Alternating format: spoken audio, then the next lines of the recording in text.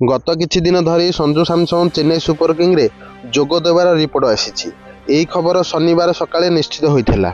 एपरि मध्य report आसिथिला जे जदि संजू चेन्नई फेरिबे तेबे से पुणी थरे अधिनायक हेबे।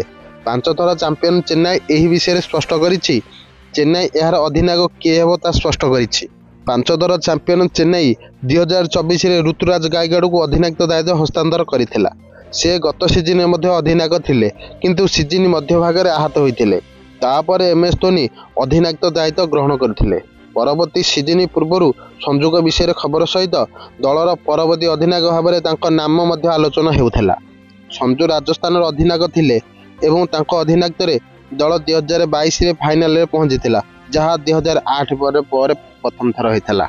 BCCI समस्त 10 फ्रांचाइजी को शनिवार पर्यंत समय देइथिला जे सेमाने बजाओ एवं मुक्त खेलाड़ी तालिका प्रकाश करेंगे। समस्त फ्रांचाइजी यही तालिका प्रकाश करिसेंती। शनिवार संध्यारे फ्रांचाइजी घोषणा करिछि जे IPL 2026 में चेन्नईर परवर्ती अधिनायक किए हेबो। चेन्नई निश्चित करिछि जे गायकवाड़ सेमानकर परवर्ती अधिनायक हेबे। गायकवाड़ फोटो पोस्ट करी चेन्नई लिखिछंती, पथ देखांतु अधिनायक ऋतुराज गायकवाड़।